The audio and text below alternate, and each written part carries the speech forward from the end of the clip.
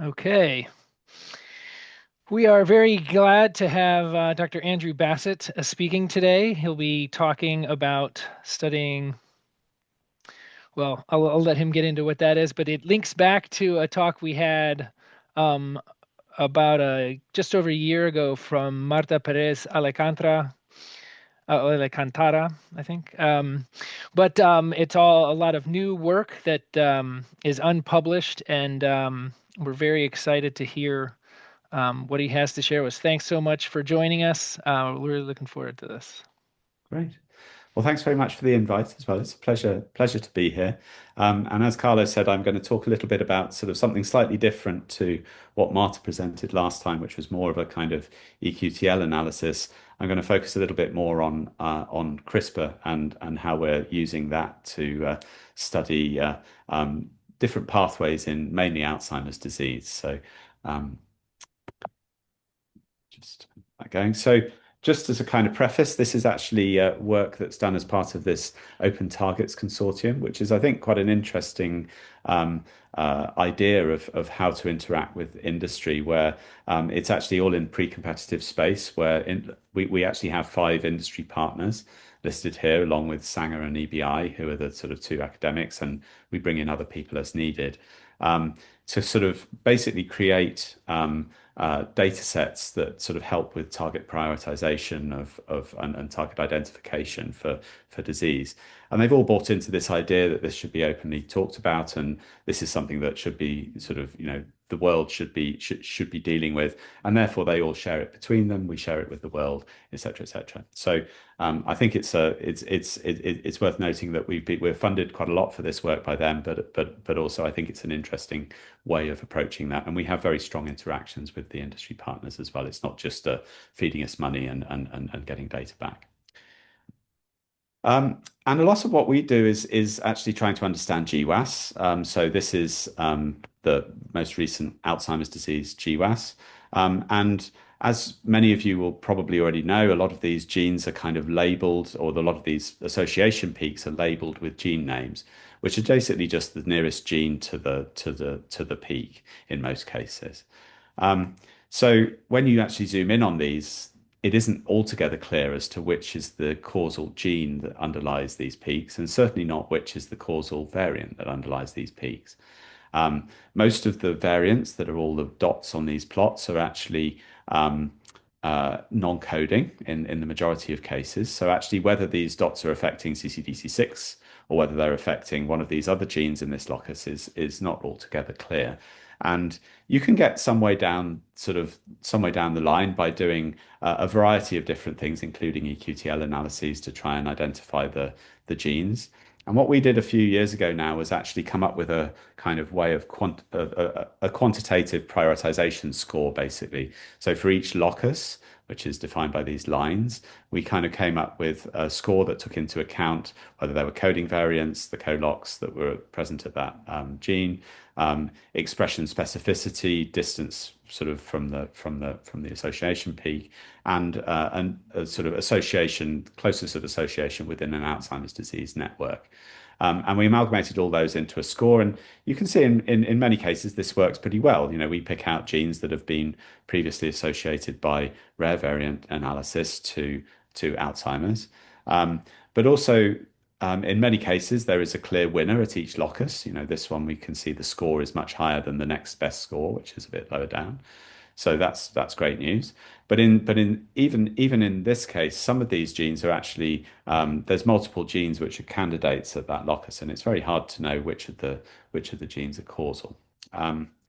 Equally, I think what we'd also like to do is actually understand what the downstream mechanisms of action are of these genes, and to look to see whether there's any shared mechanisms, because in an ideal world, you'd have a kind of a common two or three pathways that actually you can then target therapeutically, and it would solve more than just targeting the causal gene. So we've gone about a number of different ways of approaching this, and I'm not really going to talk about many of these today, but most of them are either published or in on bioRxiv. So we've done a bit of work with isogenic iPS cell pairs. looking at particular variants. Actually, this works on a variant in the PTK2B gene and an intronic one.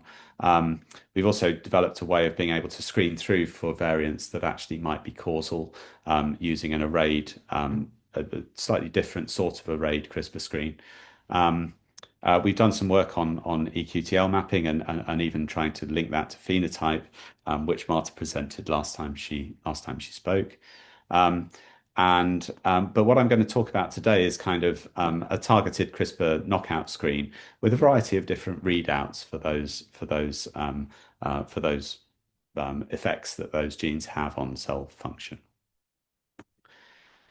And the way we've approached this is basically we've created a targeted knockout library of around about 300 genes. And the way we've done this is by picking our favorite 2 or 3 genes from each GWAS peak, and then supplemented that with a variety of other sort of controls from rare variants from previous CRISPR screens, either internal or published. Um, Using some degree of sort of expression sort of signatures where we've picked out genes from those, and also genes that we think are implicated by network analysis that's been done in other projects within Open Target. And so what we end up with is about a sort of 250, 300 gene library for Alzheimer's disease that then we're introducing into iPS cells. We actually use a kind of common COLF 2.1 S background for most of these screens. And we differentiate those into 2 different cell types. We were originally planning to do microglia in this, but that's proven to be much harder than we thought. So we're only just at a point where we're able to do that now. But these are both transcription factor-driven differentiations. The neurons with NGN2 and the astrocytes with SOX9 and then NFIA. And then we do a variety of different assays at the other end. So we're doing classical pooled phenotypic assays, so FACS-based assays for 4 or 5 different phenotypes. And then we also have done single cell sequencing to get transcriptomic signatures for each of the gene knockouts that we've put into these cells. So the hope is that then we can start to sort of be able to sort of bring all this together and actually start to create a sort of phenotypic profile for each gene and look for similarities across the different genetic causes of the same disease.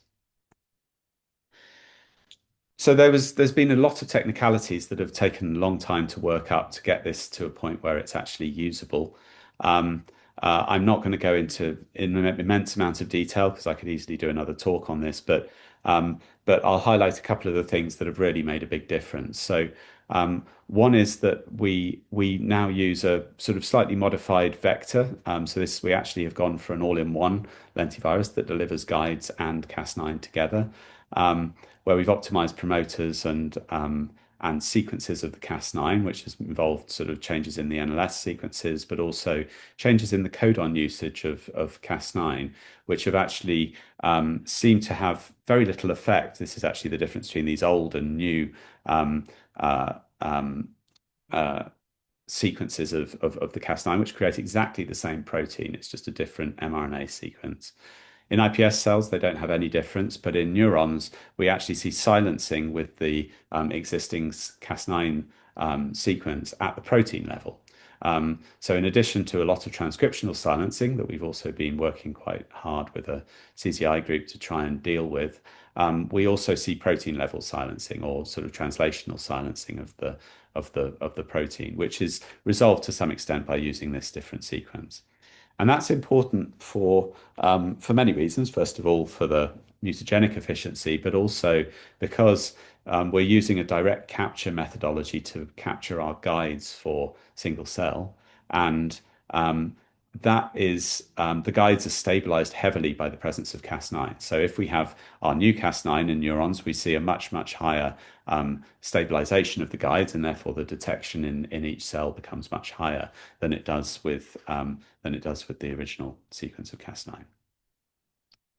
The second thing, which again has recently been published in the context of combinatorial CRISPR screens, is using a dual guide system. So here, what we've basically done is optimized a system where we have guide two guides separated by a tRNA, and the tRNA is cleaved by these two RNases in the nucleus of the cell.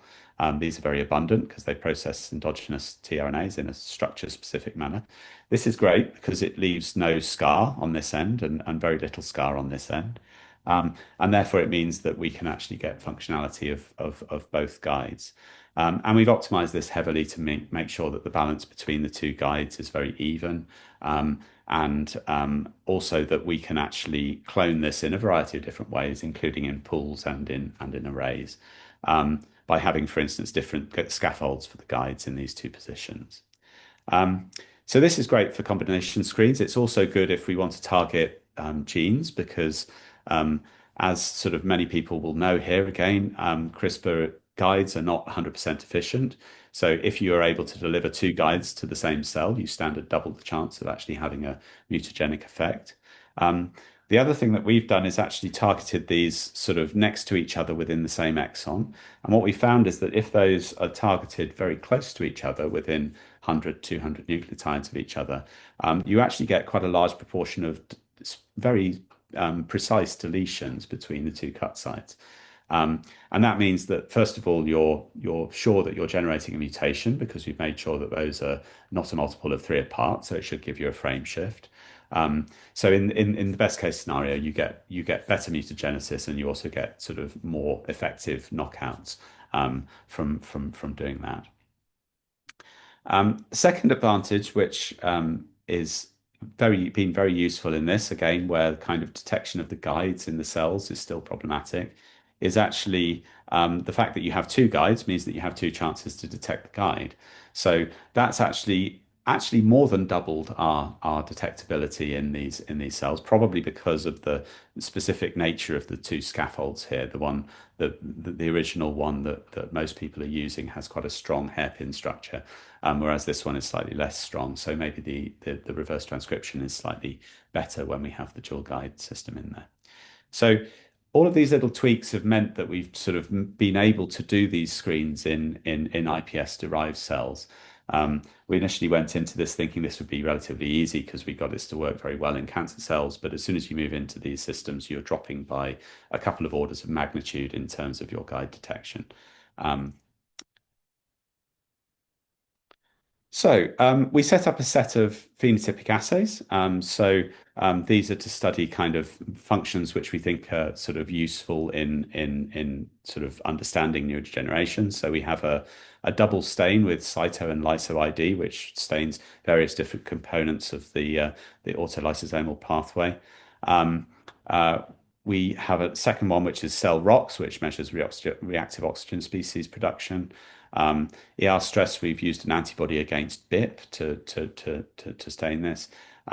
We feed them with monomeric recombinant tau protein that's labeled, fluorescently labeled, and just simply we look at sort of whether they're growing or not in the dish, so we can follow that. And all of these we coupled to fluorescent sorting based readouts. So in the cases of most of these, we're sorting the top and bottom 20% of the populations. And if a knockout affects one of those processes, then we should see a shift in that from one of these populations to the other population. In this case, it's a little bit more complex because we've got more populations, but again, we've tried to compare the extremities of these populations in both directions. And we've done a bit of validation to show that these work. So we can do this with drugs where we can show that tunicamycin enhances our BIP signal, which is gratifying to know. And we can also get this to work in immunofluorescence as well. Similarly, we can see that the cell ROX signal increases when we add this menadione compound. We can actually get tau uptake into the cells and then inhibit that using an inhibitor that binds to LRP1, which is a known receptor for tau. And similarly, we can see an increase in the cytolyso ID signal when we add this chloroquine drug, which is a sort of inhibitor of this pathway. And again, to cut a long story short, we've actually done the screens. So this is, if you like, sort of 5 different phenotypic screens across the 2 cell types, each in triplicate. And we see very good correlation between guide RNA counts between replicates, which is, again, nice to see that the screens look robust. Um, and we also, in sort of, if we just pick out an example like the tau uptake screen, we pick out some positive control hits that we would expect to see. So LRP1 is our top hit, which is known to be a tau receptor. And there's also a couple of other hits that have been fished out of another tau uptake screen that's been done in a slightly different cell type. But again, this kind of is indicative that we're actually seeing something working here. Similarly, we can take sort of one example, if you like, of this is RAB7, which has effects in a lot of these assays. And we can recapitulate these effects using an imaging-based phenotyping using the same compounds that we've used in the first place. So you can see that it goes up, up, up in the original screens, also goes up, up, up in the validation screen, and tau goes down, and the ER stress is not affected at all. So this gives us confidence that what we're seeing is actually real. Um, so what we end up with at the end of the day is kind of a list of all these different phenotypes. This is across the 2 different cell types and all of the gene knockouts that we've put in. So each of these is a different candidate gene that we put in the screen. And I think what you can see from this is that there isn't really a single phenotype that seems to explain all of the disease genes, which is maybe what you'd expect. But actually, what a lot of people are doing in the field is actually searching for their favorite phenotype. And that's not necessarily representative of disease. It's understanding what is affecting that particular phenotype. Um, but you can see that these actually start to cluster according to the pattern of effects. And also that for each gene, there's actually quite a lot of information here. So we can actually say that sort of for a gene over here, for instance, we're actually having effects in a variety of different assays that we've measured here. So it gives us, if you like, a phenotypic signature for each gene that we have. So I'm going to switch a little bit to the transcriptomics, and this is slightly sort of it's very analogous in terms of what we're doing, but slightly different in terms of the effects that we're having. Again, just to show you to convince you that that is actually working, we can see that first of all we see fewer cells from genes that are marked as essential in DETMAP. So that's again nice to see that we're actually getting dropout of cells. So that shows that our mutagenesis is working. Um, and actually, what we've had to do in this is actually go to quite a large numbers of cells per gene in order to get sort of reproducible transcriptomic effects from these knockouts. I think that's probably largely because it depends on the magnitude of the knockout. So if you're knocking out something like p53, you don't need anything like that number of cells. You can get away with sort of 50, and you'll see a reproducible signature. But when you get to genes that are sort of likely to have more subtle effects on the transcriptome, then you need more cells in order to see those subtle effects reproducibly. And this is one of our best examples. They don't necessarily all look like this, but this gene CCDC6, when we knock it out in astrocytes, has quite a big effect on the transcriptome. But this is just to show that actually, if we look between the 3 different guide pairs that we've designed for this gene, A, B, and C, and then look at the log-fold change of the differentially expressed genes that we're causing, you can see that those are actually the effects that we're seeing from knockout with those 3 different guide pairs are actually extremely well correlated with each other. So again, this is showing that actually with 3 independent guide pairs, we can actually get consistent changes on the transcriptomes of the cells. So again, we're very confident that this data set is good and that we're getting good data from these cells. We've also done a little bit of validation of a few of our sort of top hits from this screen, um, again across a couple of different cell types. And this is just looking at the differentially expressed genes, in this case, not between the guide pairs, but between the pooled screen that we did and an arrayed follow-up experiment, where again we did single cell sequencing out the other end. So again, you can see the changes in gene expression are very well correlated between the pool screen and the follow-up. So obviously what we can do with this data is actually call differentially expressed genes and then plug those into Go enrichment. And we see some interesting in our top few hits, we see some interesting sort of Go categories springing up, which make a lot of sense in terms of sort of biology that we're expecting to see here.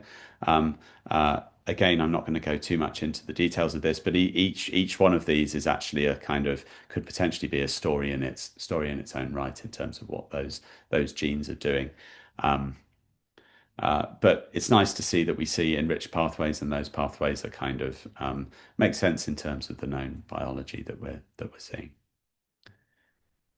But I think one of the things that we were particularly interested in looking at was actually seeing how those genes correlated with each other. So, in other words, are the genes similar in terms of their downstream effects on transcription when you knock them out? Because then maybe we can start to sort of subclassify those genes into different categories that affect different processes. And this is just looking at a global correlation between the effects in each knockout. So you'd imagine that sort of along the diagonal, everything should be perfectly correlated with itself. Um, but what you can see is that there's actually a lot of structure in here. So there's little clusters of genes which actually, when you knock them out, have very similar effects on the transcriptome. Um, so whilst this is kind of a useful way of displaying the data, actually what we've found is that there's actually even better ways of understanding this. Um, and that's because each gene knockout may affect one of a variety of different gene programs downstream. So in and when you do a global correlation, you're kind of averaging out all of those different effects. So if gene A had an effect on programs 1 and 3, and gene B had effects on programs 1 and 6, that would be masked in those global correlations because you would see no correlation between the differentially expressed genes in 3 and 6, but you would see there would still be a similarity in program 1. So what we've done here is actually we've taken a set of gene programs, and you can define this in a number of different ways. This is actually from hallmark pathways. Um, and then what we've done is we've looked by gene set variation analysis for how expressed those gene programs are across each of our knockouts. And what you can see here is that actually the each knockout can actually have effects on, in this case, say multiple different gene programs, these kind of two categories, or it can just affect one of those with a different sort of gene program being affected here, or it can just this set affects this top one, but not these two bottom ones. So I think this is actually a really nice way of actually being able to explore the data, and we've been chopping this up in a variety of different ways. Um, but just to kind of put some labels on there, because this is hallmark, we can actually label what these pathways actually are involved in. And what you can see is that there's actually sort of understandable biology going on here. So we can actually start to subclassify the genes in terms of the gene programs that they're actually affecting downstream of or when you knock them out.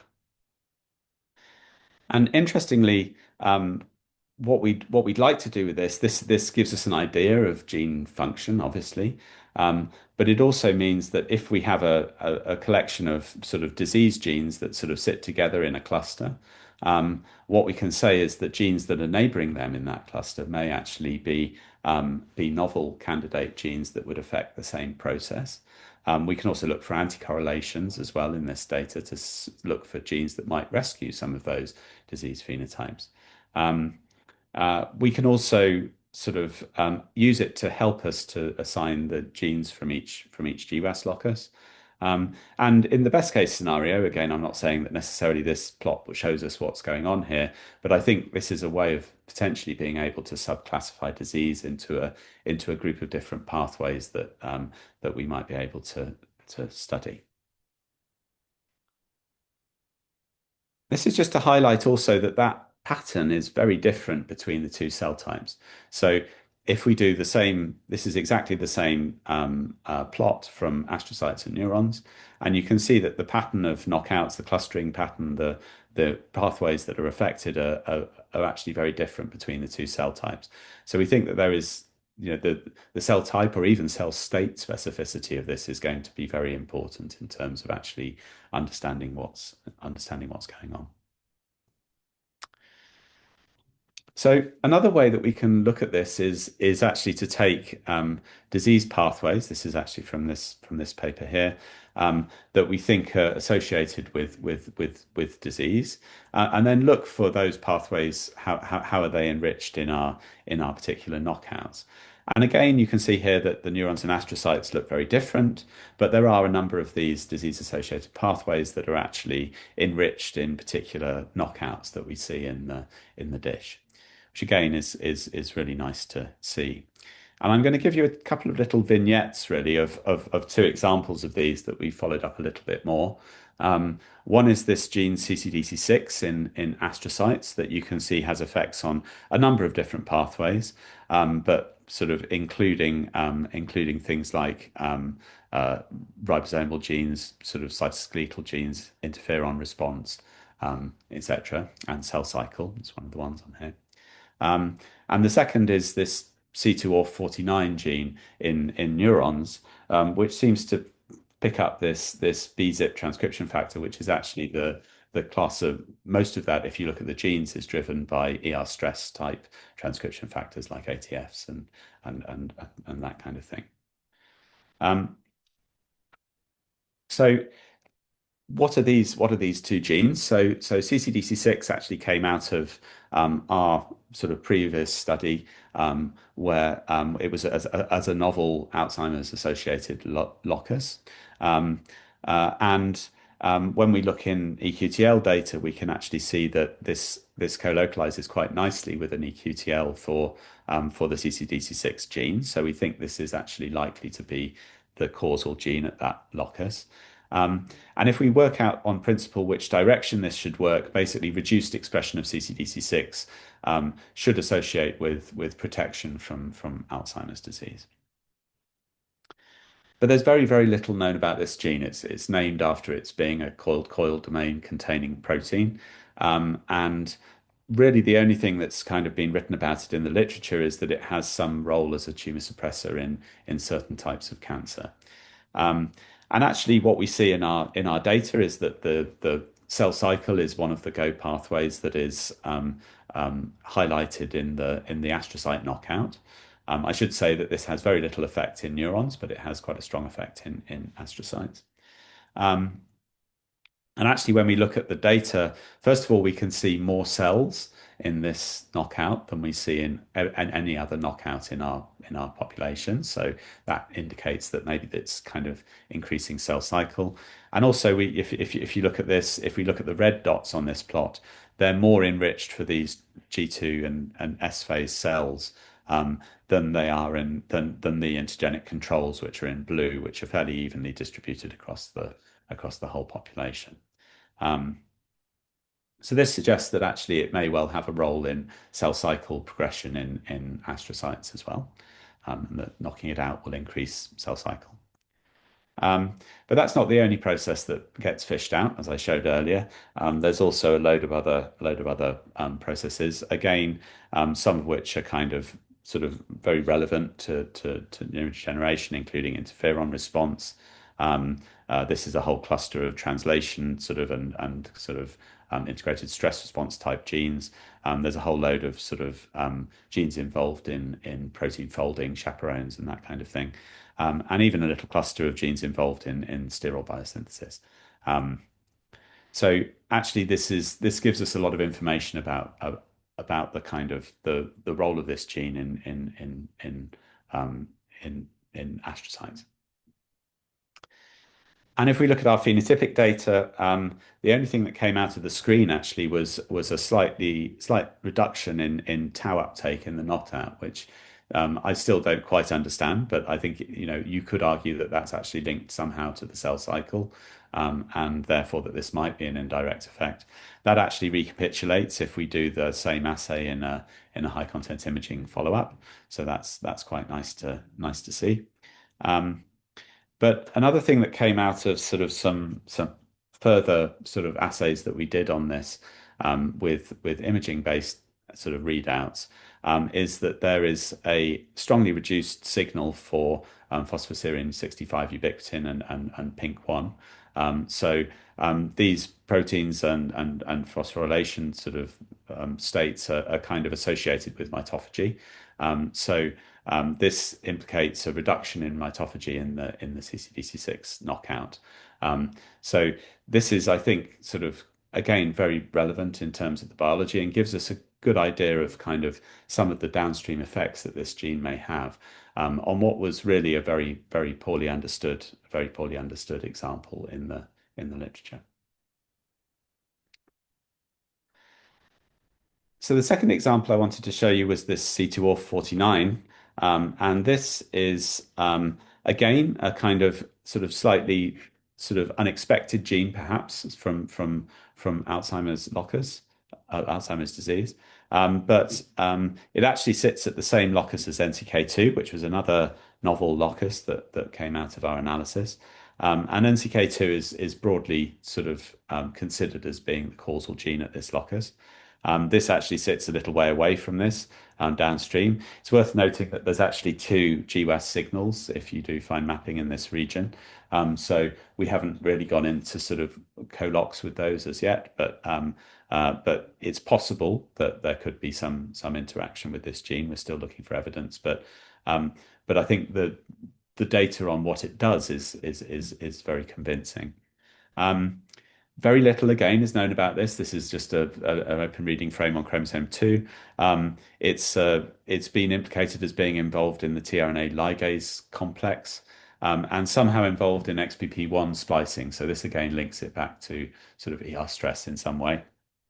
And there is a kind of a rare disease that this pontocerebellar hyperplasia that is actually caused by mutations in this gene. So there is some evidence of its involvement in brain function as well. And as I mentioned before, really that we see this knockout having effects on ER stress pathways.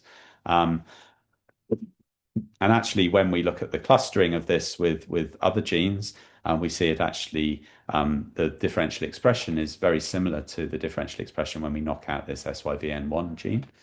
So this again is a known pathway or known gene involved in ER stress response. So this kind of implicates it in that process. We also see in our phenotypic assays that we saw an increase in BIP, which is sort of one of the early effectors of the ER stress response, and that's again specific to astrocytes. So we don't sorry, specific to neurons. So we don't see this effect in astrocytes, and we can recapitulate that if we do the same assay by high content imaging. So we thought we'd have a look at some of the other sort of downstream sort of proteins involved in the stress response. And what we can see is actually that things like CHOP are also upregulated, and this GRP94 chaperone is also upregulated. So again, this I guess is just a sort of little story to show you that actually this gives us some information about this relatively unknown gene and its cell type specificity in neurons and potentially as a candidate gene for Alzheimer's. So what we originally wanted to do with this study was actually put in some familial mutations into this, so to actually try and give us some anchor points along that sort of those transcriptomic profiles that we were looking at. And I thought I'd just highlight this because of the sort of difficulties we've had with doing this. So we've generated quite a number of these internally at Sanger. We've also been collaborating quite closely with the Indie Consortium out of NIH to actually use some of their edited lines as well. And the idea was that we can put these through the same processes and study what the effects of those point mutations are on disease phenotypes. Um, for those of you that haven't come across Indie, the way that they've gone about this is they've taken this COLF 2.1J genetic background, which is a fairly normal person, as wild type as humans ever get. And then they've introduced by CRISPR RNP the point mutations, either as heterozygotes or homozygotes. And then they've done another sort of trick where they've taken a heterozygous clone and then edited that back to a wild type genotype. So this gives us a trio or a quad, if you like, of a parental line, an edited line, and then a revertant line.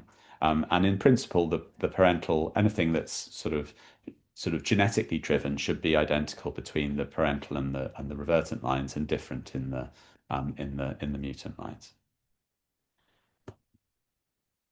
Now, obviously, because we're using transcription factor driven differentiations, we need to introduce transcription factors into our cells. And the way we've done this is actually using a landing pad system that we've spent sort of a few years in the lab developing. And I'm just going to briefly explain this because it might be of interest to some of you. But essentially, this is an integration of a constitutive promoter, which we found to be most resistant to silencing, at the safe harbor site CLIBL. In this case, it expresses a BXB1 recombinase, which is a site-specific recombinase, a bit like CRE, and a couple of different selectable markers, such that one of the things about this recombinase is it recombines between ATP and ATB sites to give ATR and ATL sites. So it means that actually that these two don't recombine with each other. So only when you deliver a cargo, which has the cognate recombination sites, that cargo basically replaces the recombinase in the genome, and you end up with an integration of whatever cargo it is that you're putting in. So um, this is, I think, quite a pretty way of kind of being able to functionalize cell lines such that you're able to then introduce, in this case, transcription factor cargoes into those cell lines without having to make those lines multiple times for different transcription factor combinations. And the way we've gone about that is actually by using Cas9 targeting into the safe harbor site. We've managed to get that sort of efficient enough after drug and FACS-based selection to mean that we don't have to go through a clonal selection process. So we actually just do drug and FACS sorting. And that gives us a pure enough population of these landing pad cells that we can then use downstream. Then we transfect with whatever transcription factor cargo, in this case, that we want to put in. We select for that cargo, and then it allows us to differentiate into different cell types depending on the cargoes that we put in. So this process sort of takes a period of about a month, um, with the kind of initial selection and then transfection and more selection, and then the differentiation into the downstream cell types. So we've spent a while getting this up and running and reliable. But I'm just going to highlight some of the issues that we've had with this. So in some cases, this has worked quite well. So this is an example of an APP mutation in neurons, where you can see that actually the wild type and the revertant cells, these purple and blue ones, sit quite close to each other, whereas the het and the hom actually sit slightly differently. And you can therefore do gene expression sort of analysis or differential expression analysis on those and come up with profiles of genes that you think are interesting. And we've done this now for sort of six sets of these mutations, and across the two different cell types. But actually, this is more of an exception rather than the rule. And actually, one of the things that we found is somewhere in the process, it could be during the process of introducing the transcription factor cargo that we're doing. It could be in the process of clonal derivation. We don't actually know that yet. We see quite big biases in terms of how those cells differentiate. So what you'd imagine is that the reversint and the wild type should look basically identical to each other. And in this case, they pretty much do. But actually there is in this case quite big differences between those two cell lines. Um, Even though they were grown in a pool together, because we've actually used barcodes to deconvolute these, so they're not separate differentiations. They're actually all done in the same well. Um, uh, so this means that actually we don't really know what the effects of the genetics are compared with what the effects of the clone variation between individual clones are. Um, Now, as I said, we don't know whether this is down to the process of putting the NGen2 cassette in or whether it's down to the process of making the original edited lines, and that's something that we're trying to fathom out at the moment. But I think it's just to highlight the difficulty in when you start to get down to these subtle phenotypes in these cells, it becomes quite difficult to deconvolve clonal or differentiation artifacts from the real effects of the genetics that are going on. So one of the things that we've developed, which we're now sort of pursuing quite heavily, is this single-cell SNP-seq approach. I'm just going to mention this briefly, but if you want to know any more details, go and have a look at the paper that was published a couple of years ago now. And basically, the principle of this is that we never do clonal selection. We actually generate the SNPs on the fly and analyze them in the edited pool. And the way that we do this is we to a barcoded cell population in whatever way you like. You can do whatever type of editing. We're using HDR, but you can do any type of editing that you like. Um, and then we use a single cell genotyping device, which is called Mission Bio. And this is basically a multiplex PCR to do genotyping of single cells. And what we do is we genotype the barcode that we put in. So we know the nature of the sequence of the barcode, but we also genotype the editing sites. So what we then can generate is a lookup table essentially, which is all the barcodes that are in the population down the left, and then the actual genotypes that are associated with each of those barcodes in the population. So once we have that table, then we can take that same population of cells, which obviously are able to grow and multiply, and then we can apply that to whatever assay we want. So in our case, single cell or some kind of phenotypic assays. But in this case, instead of reading out a guide RNA and using that as a proxy of what the genotype might be, which doesn't work in this case because most of you will know that if you do an HDR event, most of the things that you get out are indels or mixtures of lots of different things. What we actually read out is the barcode, and then we can go and look up in our table to say what is the actual genotype of that barcode. So we can then label each cell in that population with its actual genotype, not its sort of inferred genotype. Um, and that means that we can then start to do these kind of experiments on the scale of dozens of SNPs in one experiment, even up into the hundreds potentially. So we can essentially recapitulate sort of doing sort of many different disease-associated variants and analyzing their function without actually having to go through the faff of making hundreds of IPS clonal lines. So we think this is a very powerful technique, and we're now applying this quite a lot in a new project that we're just starting, which I won't really talk about, but it's trying to apply some of these things in microglia, including knockout screens, but also including some of these SNP modeling experiments as well. Okay, so I'm not going to go through all of these, but I think this kind of phenotypic and single cell CRISPR screens has actually been quite powerful in terms of starting to sort of cluster the genetic causes by their functional effects in the cell, and I hope that that's going to be something that we're going to be able to do more of in the future. We can also delve into individual examples and actually say what are the kind of mechanistic effects or the mechanism of action of specific genes downstream and assign a cell type to those actions, to those mechanisms. And that allows us to do things like sort of fish out these couple of poorly understood genes and actually assign some degree of functionality to them. Um, and I think this barcoding methodology is very powerful for understanding these kind of single nucleotide changes and how they may well affect um, the same sort of biology.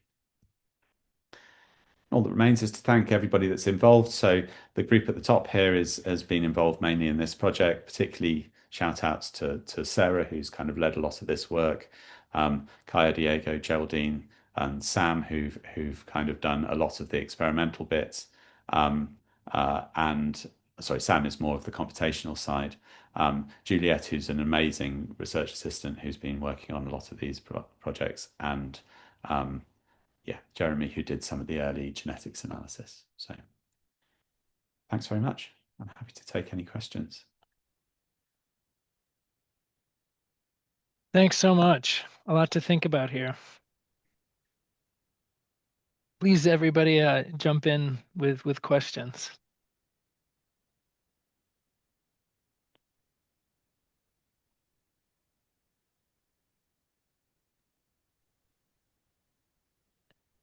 Hi, Sally. How you doing? Jump on Hi, in. thank you. Yeah, that was pretty amazing. I really appreciate you taking us through that and developing all these wonderful tools. I had a question on the cells that you are using. So you're focusing on an NGN2 induced neuron, which of course can vary the type of product you get with line, and probably similarly with your astrocyte induction. And Mhm. so I'm wondered if you had looked at cells that had been made different ways. So how do the results compare if you use an NGN2 induced neuron versus a neuron that might be differentiated in a different manner through perhaps a more reflective of the developmental process, and similarly for astrocytes? Yeah, I think it's a very good question, and we haven't done the same experiments in those other types of cells because they're already quite an expensive and difficult experiment to do as they are. So it's that's not a trivial thing to do. Um, we are starting to do that actually now. And I think one thing that I would say is that you're absolutely right in that the NGN2 sort of differentiation is there are subpopulations within that.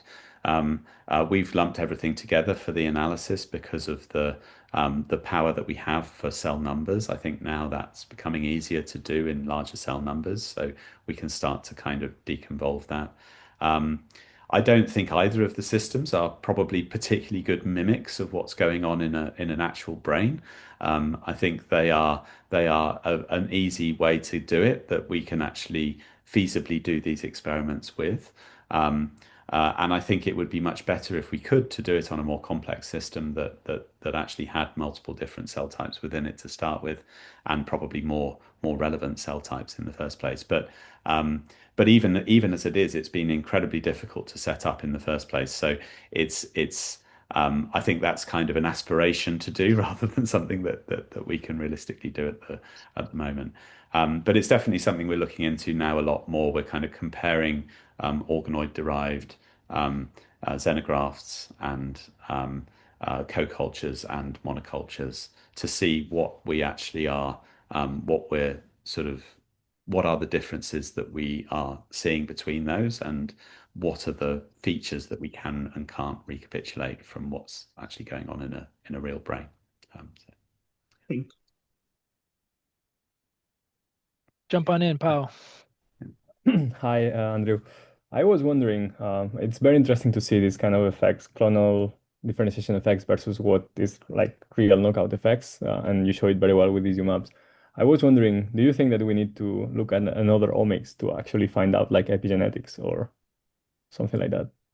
so you mean between the different lines, if you The like? So reverse one and the control were showing different kind yeah, of yeah.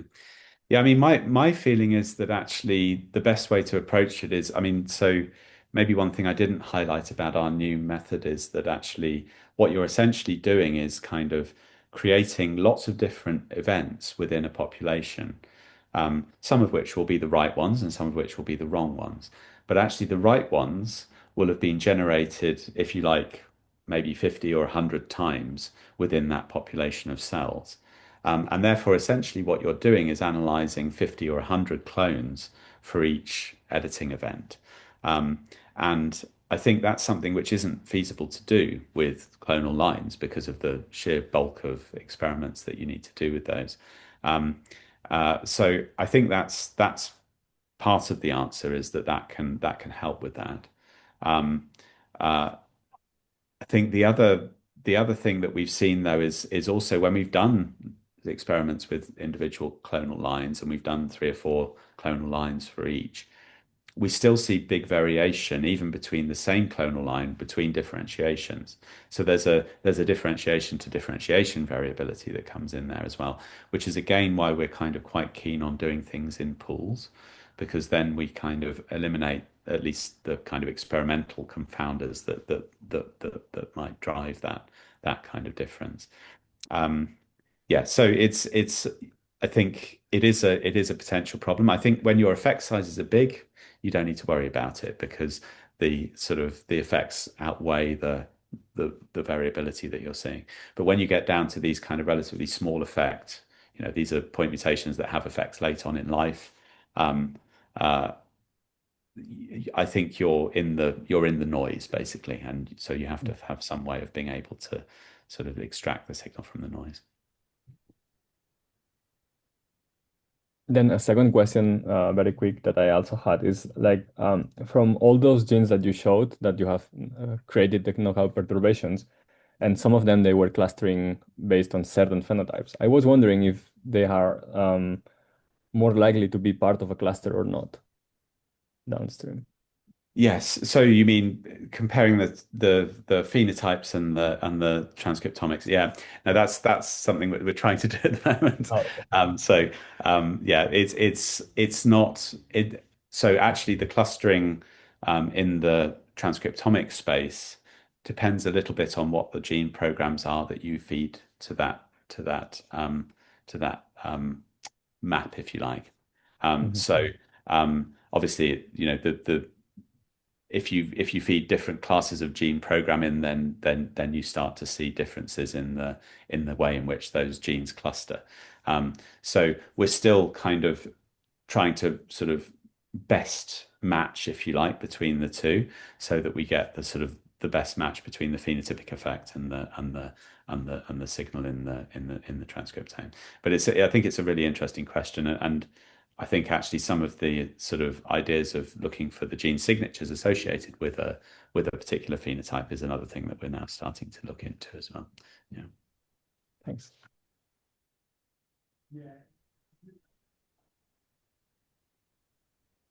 So I have maybe have a question too. You looked at the CRISPR screens in the one line, and then you brought in the familial engineered lines as well. Mhm. Could you maybe comment on both the practicalities, but also the conceptual interest in how hard it would be and how feasible maybe to get to search some cell line space? So maybe at the simplest level, thinking, could you do a CRISPR screen as you did, but in the context of a familial line? So the GWAS effects overlaid on a familial background, and maybe one even thinking beyond that, how amenable is all of this to studying many lines? Yeah. What are the I think hurdles it's there? it's it's it's it's mainly limited by cost at the moment.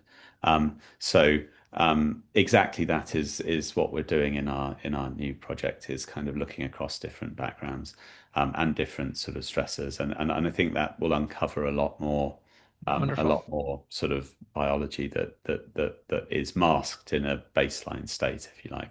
And obviously, if you can find a phenotype in a disease-causing mutation that then you can revert with a knockout, that's a great target for drug intervention. It's so. I think that's exactly sort of the directions that we're heading in now, and I think it's now feasible to do those kind of experiments because the scales become reasonable or the costs become reasonable to do that. When we were doing this, it's all done with 5' GemX, so And to do this, it's kind of 1.5 million cells or so per cell type. So that's quite an expensive experiment in that kind of space already. So nowadays it's becoming a lot cheaper to do that. So it's feasible. Excellent. Maybe I could ask a question about, first of all, that was great. Really appreciated you not sort of trying to sell us a single answer. um, when you were showing the differences in the pathways that were perturbed in neurons and astrocytes, I found that very interesting, and I wondered whether I could ask you to make a sort of general comment on the Go classifications, whether they're, because it seems like you're in a position that very few people are to really critique them. I mean, can you really assign a gene to a Go classification, do you think? No, I don't think you can. Oh, great. I think I think that is definitely something that we're also thinking about, is because what you can imagine is that the perturbation response of a knockout is another way of telling you what pathways it's affecting. So actually, we can use that to start to refine the the clustering of genes in, if you like, a Go term. But you can think about it in lots of different ways: a gene program, a co-regulated network of gene expression, etc.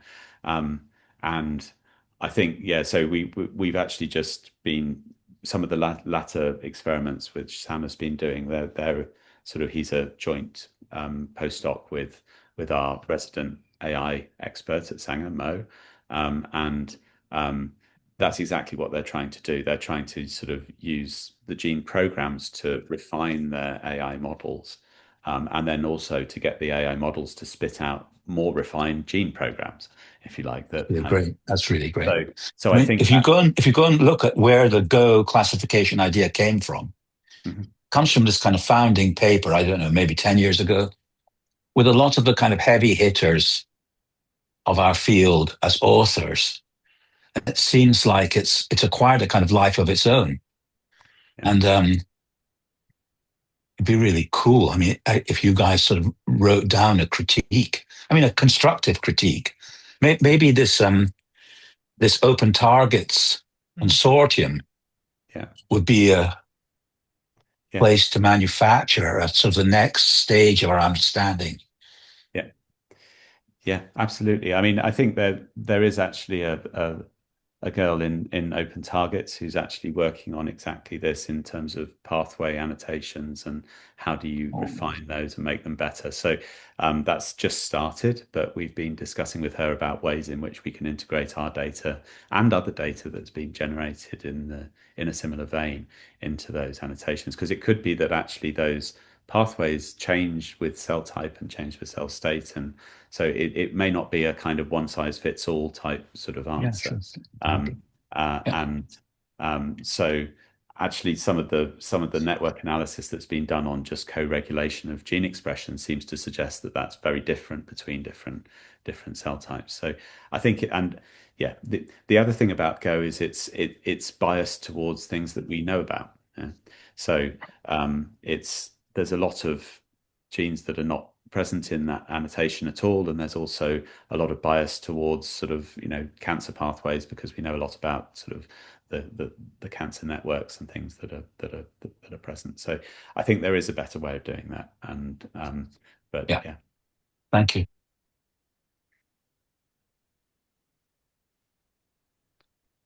There's no more questions. I might take a minute or two to suggest a way that maybe we can continue thinking together as a group, and focus it on data. For instance, a lot of the modules you were seeing in your gene expression data that were perturbed in many different CRISPR hits. If you had those, if we all had those modules, those gene lists, and we all had all sorts of Alzheimer's data, what could we see? Yeah. So I've just sent a message to the chat to a site where we can look at a lot of this data. So excuse me. So the link is to this, which is Nemo Analytics, and it's a place where we've brought together a lot of neuroinflammatory and Alzheimer's related data. But secondly, we've brought in some gene lists. So it could be, you could think of those as your own modules that are coming up in your screens if you loaded them here, which would be, I'd love to work with you to do that if you're interested. But what we can do quite quickly is, sorry, that's the wrong page. I apologize for my navigating issues. So for instance, maybe even this is a paper from Phil de Jager that came out recently. So very similar to Anarika Sirksma's microglial modules that she spoke about last month. This is on bioRxiv, where they've taken a cross disorder approach to defining microglial states. And even though it's on bioRxiv, they posted their gene lists. So I've pulled them in here, and these are their 26 different factors they pull out. And this is, again, that link I sent in the chat, simply all public Alzheimer's data from everywhere. So for instance, if we look at their factor 11, which is an ApoE high group in the disease-associated microglia, but not the original DAMs, but this is now human disease-associated. We can see that in other people's data sets in late onset, it's high compared to non-demented. In data sets across the world, the module they're seeing appears over and over. Here's even old microarray data showing the sparing of the cerebellum, but this microglial state, even in bulk microarray data, showing association with Alzheimer's. So I don't want to belabor the specifics of this data, but maybe want to plant the seed that the more data we can get in one place, and then the sort of precise functional gene signatures we can bring together, we can really very quickly look at reproducibility and stability over genetic backgrounds, mouse models, and of course, all the emerging cell models as well. So I think, I think that's it's super cool. I mean, one of the things we're doing at the moment is actually, because this is neuron and astrocyte data, we're actually using it's a different paper from Phil de Jager, but looking at sort of progression across disease and trying to do two things really: either search for their modules within our data, which shows some interesting results preliminarily, but also use our data to search in theirs, which is less clear at the moment. But yeah, it's great that there's a way of actually fishing that together, and yeah, we should follow up on having. Oh, great! I'd love to. Yeah, it's bringing those two things together is quite powerful. The it's data amazing. Collections and then signatures. If you get the right combo there, you can really see a lot. So I'd love to follow up with you on that. Yeah, definitely. Sounds cool. Anything else? We are well over an hour, but that's usual for this bunch. Thanks everybody for sticking around, and thanks so much for joining us today, Andrew. I hope this is the beginning of a lot of interaction. Yeah, cool. Thanks very much for the invite, and yeah, I'll send you a few people who might be interested in coming as well. Wonderful. Please do. We'll get them on the list. Brilliant. Great. Thanks very much. Thanks Love to everyone. see you all. Take care. Have a nice day. You do the same. Bye.